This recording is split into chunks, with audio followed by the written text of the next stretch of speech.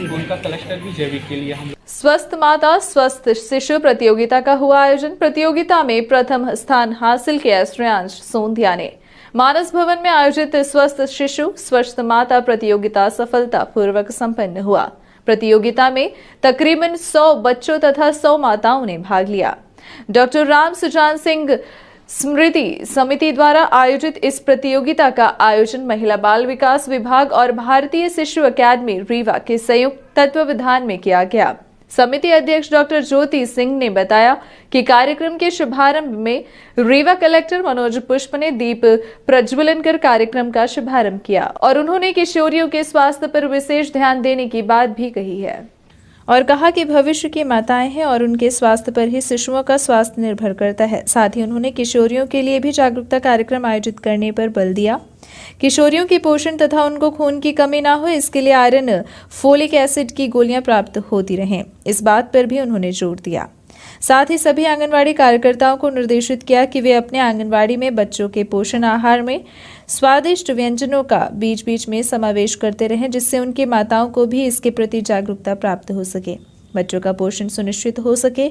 स्वस्थ माता प्रतियोगिता में रीवा के जिला पंचायत के सीईओ स्वप्निल वानखेड़े विशिष्ट अतिथि के रूप में उपस्थित रहे। कार्यक्रम में मौजूद डॉक्टर HP सिंह ने भी अपना उद्बोधन दिया। प्रतियोगिता में बड़ी संख्या में माताओं और बच्चों ने भाग लिया। साथ ही उनके आंगनबाड़ी के कार्यकर्ता, सहायिका और सुपरवाइजर भी उपस्थित रहे।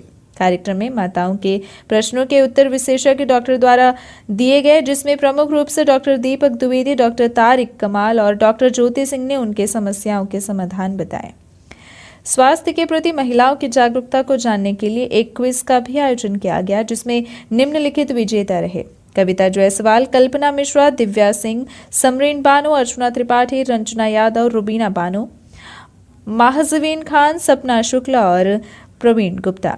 स्वस्थ शिशु प्रतियोगिता में प्रथम पुरस्कार प्राप्त किया श्रेयांश सोंधिया ने, जिनको 100% मार्क्स प्राप्त हुए। द्वितीय पुरस्कार आयंश गुप्ता और तृतीय आयुष गुप्ता को प्राप्त हुआ।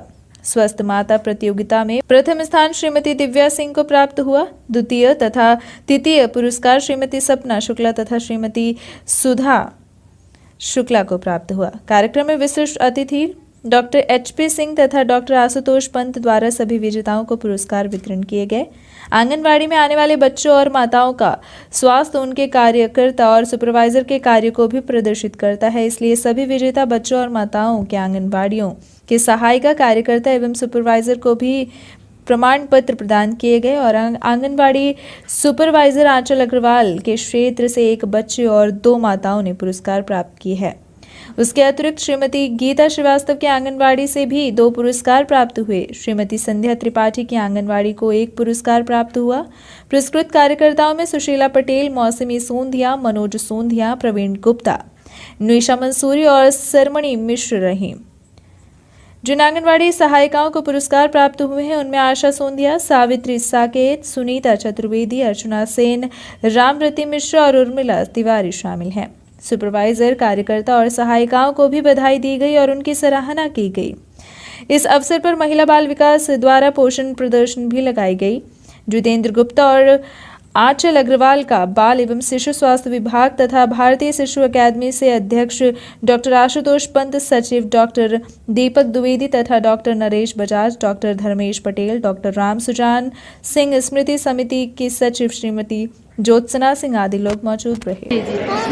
किस प्रतियोगिता में आपने भाग लिया और कौन से कार्यक्रम आयोजित हुए थे यहाँ पर? यहाँ पर स्वस्थ शिशु और स्वस्थ माता की प्रतियोगिता हुई थी, जिसमें हमें स्वस्थ माता के इसमें फर्स्ट प्राइज मिला है हमारी कार्यकर्ता सुशीला पटेल का। आप लोग कहाँ से आए हैं? संजय नगर, गंगोत्री वार्ड 1। हम लोगों ने ये कार्यक्रम डॉक्टर राम सुजान सिंह स्मृति समिति के द्वारा किया है और इसमें हम लोगों को महिला बाल विकास और भारतीय शिशु अकादमी रीवा का सहयोग प्राप्त हुआ है।